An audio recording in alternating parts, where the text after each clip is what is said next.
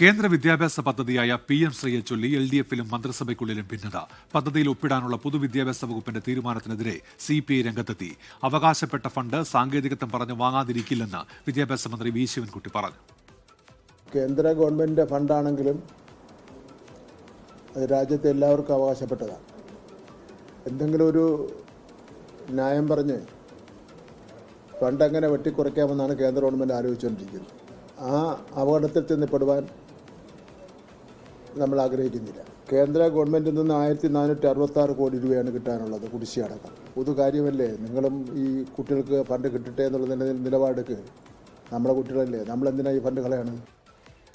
RSS പരിപാടി കേരളത്തിൽ നടപ്പാക്കേണ്ടതില്ലെന്നും വിഷയം LDF ചർച്ച ചെയ്യുമെന്നും CPI സംസ്ഥാന സെക്രട്ടറി ബിനോയ് വിശ്വം. നേരത്തെയുള്ള നിലപാടിൽ നിന്ന് പിന്നാക്കം പോകേണ്ട സാഹചര്യമില്ലെന്ന് റവന്യൂ മന്ത്രി കെ രാജൻ. CPI നിലപാട് മാറ്റിയിട്ടില്ല. ഇതുമായിട്ട് ബന്ധപ്പെട്ടൊരു ചർച്ചകൾ പുതുതായിട്ട് ഇവിടെ ഉണ്ടായിട്ടുമില്ല. വിദ്യാഭ്യാസ രംഗത്ത് RSSന്റെയും BJPയുടെയും കാര്യപരിപാടി നടപ്പിലാക്കലിന്റെ ഒരു പേരാണ് NEP. അത് BJPക്ക് പഥ്യമായിരിക്കാം.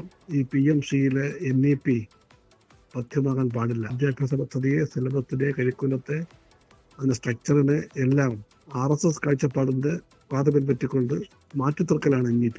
അതിലേക്ക് കേരളം പോകാൻ പാടില്ല. കേരളത്തിനൊരു ബദൽ രാഷ്ട്രീയത്തിന്റെ ധർമ്മം നടപ്പിലാക്കാനാണ് ഇന്ത്യയിൽ. അത് കേരളം മറക്കാൻ പാടില്ല.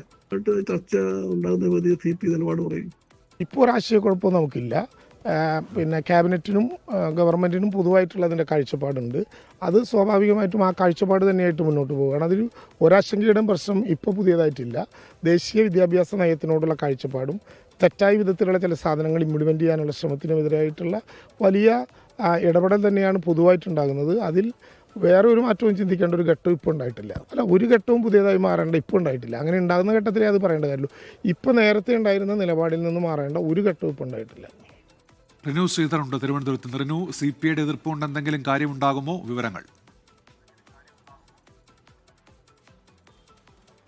ഉന്മേഷ്, എന്തായാലും CPIയുടെ എല്ലാം എതിർപ്പ് മറികടന്നുകൊണ്ട് മന്ത്രിസഭാ യോഗത്തിൽ തന്നെ ചർച്ച ചെയ്യാതെ വിദ്യാഭ്യാസ വകുപ്പ് PM ശ്രീ പദ്ധതിയുമായി മുന്നോട്ട് പോകുന്നു എന്നുള്ളതാണ്.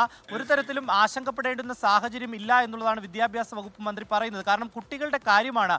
അതുകൊണ്ട് വലിയ രീതിയിലുള്ള ഒരു പ്രശ്നത്തിലേക്ക് ഇത് പോകരുത്. ഏകദേശം 1467 കോടി രൂപ വെറുതെ കളയുന്നത് എന്തിന് എന്നുള്ളതാണ്. പക്ഷേ അതേസമയം CPI നേരത്തെ നിലപാടിൽ തന്നെ ഉറച്ചു നിൽക്കുന്ന ഒരു സാഹചര്യമാണ് ഉള്ളത്. CPIയുടെ സംസ്ഥാന സെക്രട്ടറി ബിനോയ് വിശ്വം പോലും പരസ്യമായി നേരത്തെയും ഇപ്പോൾ ഇന്നും വലിയ രീതിയിലുള്ള പ്രതിഷേധ സ്വരവുമായി രംഗത്തെത്തുന്ന ആ സാഹചര്യം. റവന്യൂ വകുപ്പ് മന്ത്രിയും ഇപ്പോൾ രംഗത്തെത്തിയിട്ടുണ്ട് ഇതിനെതിരെ.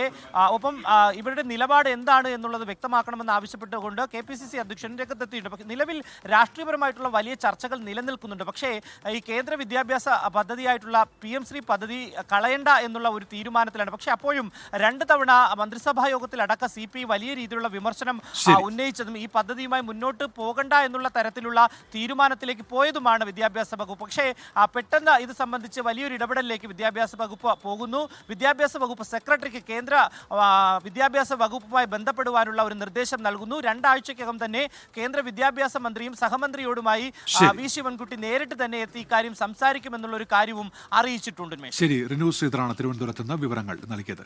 ലോകത്തെവിടെയായാലും ഏത് സമയത്തും 24 വാർത്തകളും ഓഗ്മെന്റഡ് റിയാലിറ്റി പാക്കേജുകളും എക്സ്പ്ലെയിനറുകളും വിശദമായി കാണാൻ ഞങ്ങളുടെ YouTube ചാനൽ നിങ്ങൾക്ക് സബ്സ്ക്രൈബ് ചെയ്യാം.